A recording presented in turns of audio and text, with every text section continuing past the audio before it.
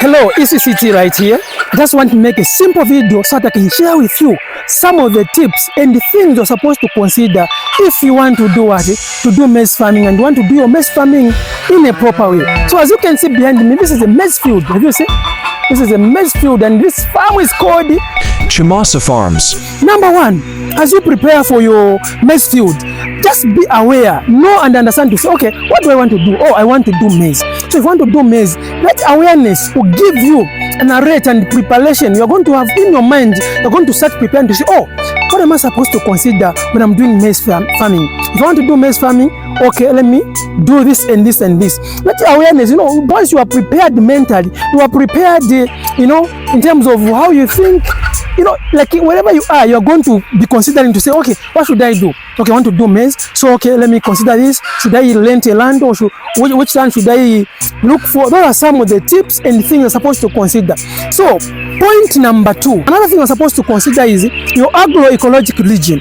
First of all, after knowing to say, after preparing, like from your mind has been set to say, okay, I want to do maize. Then second, you're going to consider, oh, what kind of rains do we receive in my area? I don't know where you are. I don't know where you are doing your farming from. So you're going to try and find out, visit some of the farmers around your area who has been doing farming, who understand the agroecological region, what kind of region are you in, so that you understand the maize variety you're going to farm. Because you know what, one thing you have to consider is, if you don't perhaps understand your agroecological region where you are, you don't understand it.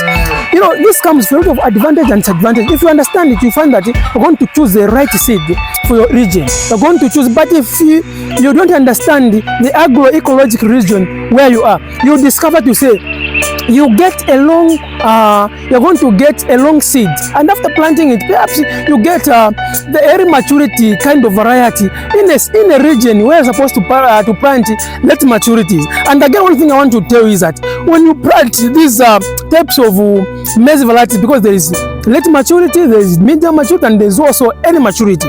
And one thing I can tell you is the way as you plant, perhaps if you plant late maturity, that simply means even the yield itself differs. Late maturity varieties of seed usually tend to yield more. But these are early maturity, medium maturity, they are slightly lower according to their number of days they spend in the field. Have you seen? Early maturity, some spend just maybe 90 days. Late maturity going up, they just go up just like that. So after understanding your agroecological region, that's when now you know, okay, what kind of seed am I going to go for? You're going to go for this seed. So point number three.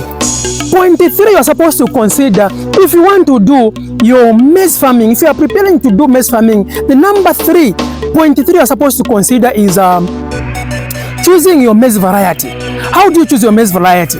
After understanding the agroecological region, you're going to know, okay, what kind of lands we receive? Oh, we receive medium lands. Oh, we receive a lot of lands where I am. So you're going to consider a maize variety. So from there, you're going to choose, oh, should I go for early maturity? Should I go for medium maturity? Or should I go for late maturity variety? Have you seen? So understanding of variety comes also with a lot of advantages. If you plant early maturity, that simply means your yield will be fast. Again, you're not going to have a lot of yields as compared to one who has planted late maturity variety. Have you seen? Because late maturity spends a lot of time in the field. But these varieties, one thing you have to understand that they come with their own advantages. For example, when you consider planting early maturity, that simply means in terms of inputs, in terms of management, you're going to spend less. Because in terms of weeding, maybe you're just going to weed it once or twice. But for late maturity, that simply means the maize will take longer in a field. And as the maize takes longer in a field, that is how the management also takes longer. You're going to weed it perhaps 2-3 times. Have you seen? And according to your area, some area or some places, they have got a lot of weeds. So you have to be ready, and you have to be. That's why I said that the point number one I mentioned was preparation in terms of mind. Once your mind is prepared, you're going to consider and know, okay, I'm going to go through this. So that is what is important. Then next point. So point 4, as you do your maize farming, point 4 you have to consider is considering a variety. After choosing, maybe you've chosen early maturity, or you've chosen late maturity, or medium, I don't know, it's up to you as a farmer. you consider that. After choosing it, make sure now you choose a variety which is resistant to diseases, resistant to some droughts, because sometimes there are drought spells that come. Maybe the rains will go for 2 weeks, the rains will go for 1 week, the rains will go for maybe 2 weeks and some days. Can that maize, the variety you've chosen, can it withstand that kind of drought? Have you seen? So you choose a variety which is resistant to drought, also resistant to some diseases, because there are some varieties when you plant them, you discover that after just maybe being infected with maybe some little armyworms, you discover that in the shortest period of time, the maize has, has died. The maize, you can't even revive it even by spraying insecticide and stuff. So you have to choose a variety that you not say, okay, this one actually can withstand this and this, and that will give you a lot of advantages, because even as a farmer, sometimes you can have, constraints in terms of financial muscles, but you discover to say, in as much as maybe you take longer 2-3 days without, spraying the insecticide, you find that the maize is still thriving, and as you spray it, you find that you do it well, and the maize gets revived, and you do what? Recently, as I speak right now, our maize field has been attacked, and we were attacked by armyworms, and I was told, my guy called me, this and this. I was like, I rushed and consulted from where I consulted from, and I was told, okay, you can use this kind of insecticide. I came through. No, that was after maybe 2-3 days. That's when I came. I discovered to say, according to the maize variety that I have, it's actually resistant to some pests. Have you seen? For example, the best example I can give is this one. Let me show you this. It's a very simple example I want to show. Have you seen? When you haven't chosen a certain variety which is resistant to disease, have you seen? So this maize right here has been attacked. Have you seen? So this is armyworms. Have you seen the way they are eating our maize? So when you don't have a seed which is resistant to droughts, what you find that since this one maize has got this disease, it has actually been attacked, you discover that even the neighboring maize, they have also gotten the disease already. Have you seen? But according to our maize field, I'm not going to mention the seed that we have used, because I don't want to market anyone. But the thing is, have you seen these neighboring maize? They haven't been attacked. Have you seen? But this one is attacked. So what we do, we simply tell you to say, okay, the seed variety that I've chosen, I've gone for a good variety, which is actually helping me and protecting my field. So have you seen? So this is Chimasa Farms. Have you seen? Our maize have grown, and what we are doing right here is just putting top dressing of maize. Just put urea. After putting urea, that's when now I don't know how they call it in English, but we make more like small ridges around the maize so they can become stronger even as they continue growing. Have you seen? All these tips I'm sharing with you, I want you to understand that these tips you're supposed to know. These are things you're supposed to consider even before you rent the place, even before you rent the land. When the mind of farming, the thought of farming just clicks in your head, there are some of the things you're supposed to consider, and not to say, okay, before shiramba no kulima amonaka because masam kushiwa ifintu ntina ulima kale ishina unaula. Have you seen? But you're supposed to understand all these things before you start farming. So point number 5 is now understanding the feeding process. How does maize feed? Have you seen? What are some of the things that restricts maize from growing well? Like for example, in terms of spacing, you have to understand all that. What kind of spacing am I supposed? How do I plant? Am I supposed to plant maybe 1 or 2? All those things you understand. But these I'm sharing with you for free, and I'm not charging you anything. So what I want you to do is do me a favor by subscribing to my YouTube channel. Follow me on all social media platforms. Subscribe to my YouTube channel so that you pay me back for this information I'm sharing with you for free. This is ECCT speaking to you, ladies and gentlemen. So now, where am I? I'm not talking about feeding. So you have to understand to say, okay, once I start farming, like planting, most of the farmers that are, who have been in the game for a long time, they've got that financial muscle and capacity. What they do is, as you are planting your maize, you do what? You plant together with what? With your basal fertilizer. We plant together with your D compound. Have you seen? But for some of us, maybe financially we are not that strong yet. What we do is, you just plant maybe after just 1 week or 3 days of germination. That is after germination. You do what? you plant, you apply your basal fertilizer. After applying your basal fertilizer, so that it amplifies, and basal fertilizer have got that ability of making your maize roots grow faster, so that the maize can be stronger in the field and also get nutrients up. Have you seen? So that for rapid growth of the plant. Have you seen? So that's what you are supposed to consider. You understand your feeding. Okay, feeding. I will feed it maybe after 2 weeks. Again, you can still apply another basal if you have more. Again, after maybe 4 weeks, again you apply another basal. Then after the maize grows maybe up to perhaps a month or maybe 5 weeks, you can now apply. Maybe let me just use leaves. Maybe it has about 6 leaves. That's when you do what? You apply now your urea. You apply your urea. Then you do also the necessary weeding and stuff.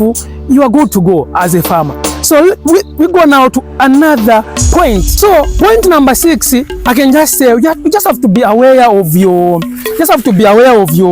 weeding times, like weeding methods. What are you going to which route are you going to follow in terms of weeding? Because you have to understand, okay, because there's what we call herbicides. Sometimes when you are doing your maize field, sometimes you might not like to maybe to weed manually. What you are going to consider doing what? Using herbicides. So you are going to choose, okay, for me I'll just buy herbicides and do this and that, which is good for you, of course, if that works for you. But for some of us who are doing, maybe we are considering to venture into conservation kind of farming, whereby we want to minimize chemicals in our fields. So what we do, just go for manual. And on manual, what you do is, if you are going to engage people, you do that. Or if you are going to engage also machinery, so it helps. You can buy weeders machines so they can help in terms of weeding, and which like it reduce in terms of manpower, and also make your work even more faster, if you see. So you have to consider all that as a farmer. So that is point number 5 that you are supposed to consider as you do what? Your weeding. Our maize have grown here. Let me show you some. Listen, maize has grown his own. Have you seen the way the maize have grown here? Oh my God, I'm making this video, and also I'm also scouting my farm, because very, very important in terms of scouting, because people are never to be trusted otherwise. Anyway, I'm just in a rush trying to make a simple video, and then I go where I'm going. I'm rushing to somewhere, and the time is even gone right here. Okay, let me go on with number 7 is protecting your maize field from what? Being eaten. I've already talked about insecticide here. I've talked about armyworms. So those are some of the things that actually invade our maize. Maize is eaten by a lot of things. There are a lot of pests that want to eat maize, because as much as we are planting it as our food, after planting it, even the other insects and other things also try to eat them, because they're also trying to survive. So what is important is protecting your maize from being eaten as a farmer. So that is where now we employ daily scouting of your field. Maybe you can scout your field maybe once or 2 times a week. You do that as a farmer, and you are good to go. So at this point, I won't waste much time, because scouting is very, very important in a field. After your maize has grown, maybe at a level that they have reached, have you seen our maize the way they have grown? So at this point, I've actually told my boy to say, what you do every day. In fact, I call to remind him when I'm not by the field. I call iwe shinguka mabala so, because I don't want at the end of the day to be caught unaware. So I'm sure time has gone. I just want to add another tip, which is just supplement your field. Even after applying your basal fertilizers, after applying your urea application, what you can do, just supplement your maize just by maybe once in a while you apply some kind of home fertilizer. So you apply your FARMLIFE fertilizer just to supplement them. Apply FARMLIFE fertilizer just to supplement your nutrients, or maybe the fertilizer you put on these granular fertilizers that you apply to the roots. Supplement them with what? With foliar fertilizer. You are good to go. So, and another tip I just want to tell you, as a farmer, don't do an online farming. Make sure you are by your farm each and every day. Lastly, what I want to say is there are some critical times. There are about 4 critical times you're not supposed to miss at your field.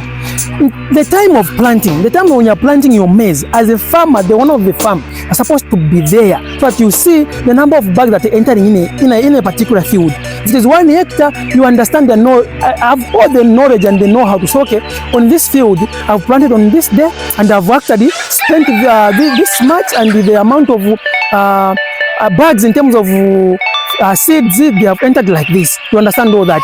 Another point you're not supposed to miss in terms of the time of the time of fertilizer application. That they're not supposed to miss. As a farmer, you have to be there. Give instructions. Show them how to do it, because people are not honest. Point number 3. The number 3 time you're not supposed to miss in terms of herbicides application. When you're applying your herbicides, you have to be there. If it means doing a demo, make sure you do a demo on your field. Just choose a certain field, do a demo there, see if your maize has then died. You understand whether it is selective or non-selective, because these people work with, they have no knowledge on all these things. It's you now with the head and the driving force of your farm who is supposed to make sure you read and you do what, show them how to do it. Last and not the least, don't miss on the day of harvest. Sometimes you may farm and say, I'm going to they are detained. So you're supposed to do on the harvest day, make sure that you are there. Make sure whatever you do, leave them, because this is now the time of you benefiting. This is now the time of doing what? Reaping what you do, what you sow. So what you do is make sure that you are there, monitor everything, every process, every nitty-gritty and the little things that you're supposed to be on, and make sure you monitor. So this is Chimasa Farms. Make sure and do me a favor by doing what? Subscribing to my YouTube channel, following me on all social media platforms at FARMLIFE ECCT, at FARMLIFE ECCT, be it YouTube, be it TikTok, be it Instagram, be it Facebook. I'm there at FARMLIFE ECCT. You do well by following me, because you're going to learn a lot. I'll be sharing with you different tips on different crops and different ventures of what you can, like whatever you want to do as a farmer. So this is ECCT. Thank you so much for watching this video. I appreciate you, and I say